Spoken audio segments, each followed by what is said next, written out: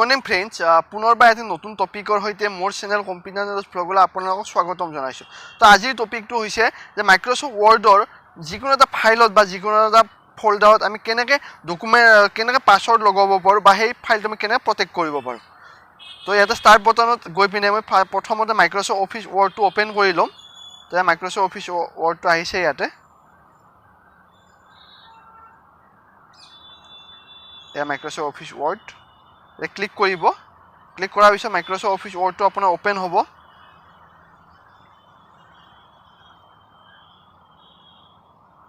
এয়া Microsoft office word open হৈ গ'ল এতিয়া মই আগতে আপোনালোকে ইয়াৰে শ্বৰ্টকাট এটা কৈছিলোঁ যে ধৰি লওক যদি আপুনি কিবা এটা পেৰাগ্ৰাফ আনিব লাগে তো সেই শ্বৰ্টকাটৰ হয় তেতিয়া আপোনালোকে কি কৰিব ইকুৱেল শ্বৰ্টকাটলৈ আপোনালোকে কি কৰিব ইকুৱেল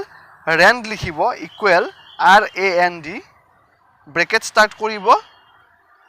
এটা মই লিখিছোঁ 2,3 মানে দুটা পেৰাগ্ৰাফ মোক লাগিব আৰু এটা পেৰাগ্ৰাফত মোৰ তিনিটাকৈ লাইন থাকিব এয়া মোৰ পেৰাগ্ৰাফটো আহি গ'ল এতিয়া এই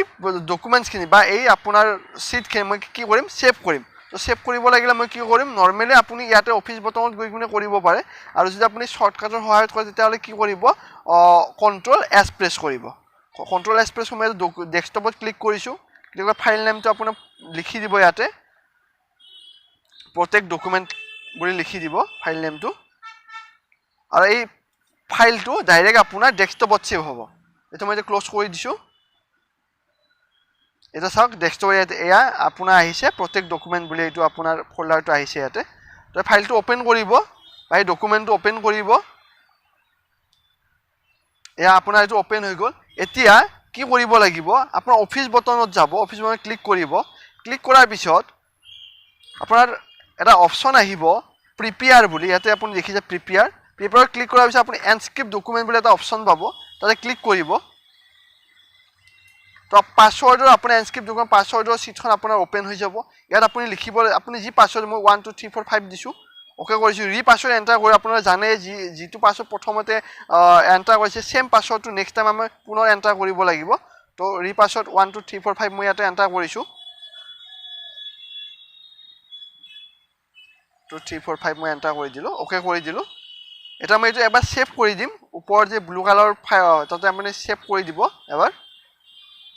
এটা মোৰ ফাইলটো ছেভ হৈ গ'ল আৰু ফাইলটোত মোৰ পাছৱৰ্ড ক্ৰিয়েট হৈ গ'ল এতিয়া মই এবাৰ ফাইলটো অ'পেন কৰিম বা এই ফল্ডাৰটো মই অ'পেন কৰিম চাওক এই ফল্ডাৰটো এতিয়া কি হৈছে পাছৱৰ্ড লাগিছে তো পাছৱৰ্ডটো এটা প্ৰেছ কৰিলে এই ফল্ডাৰটো কি হ'ব অ'পেন হ'ব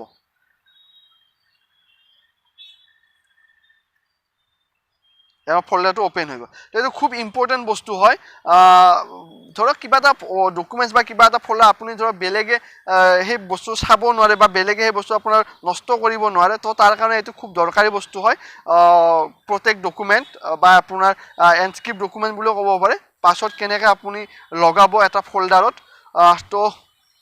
এইখিনি আছিলে ইয়াত দেখিছে আপোনালোকে এইটো পাছৱৰ্ড আপোনাৰ লাগি গ'ল আপুনিয়ে নিজে খুলিব কোনো বেলেগে খুলিব নোৱাৰে এই ফল্ডাৰটো বা এই ফাইলটো তো আজিৰ ভিডিঅ'টো এইখিনিয়ে আছিলে মোৰ বিশ্বাস এই ভিডিঅ'টো আপোনাক যথেষ্ট সহায় কৰিব বিশেষকৈ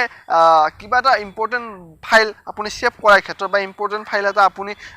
বেলেগে যাতে নষ্ট কৰিব নোৱাৰে তো তাৰ ক্ষেত্ৰত এই ফল্ডাৰটো বা এই ভিডিঅ'টো আপোনাক যথেষ্ট সহায় কৰিব তো ভিডিঅ'বিলাক শ্বেয়াৰ কৰিব ছাপোৰ্ট কৰিব ধন্যবাদ জয় অসম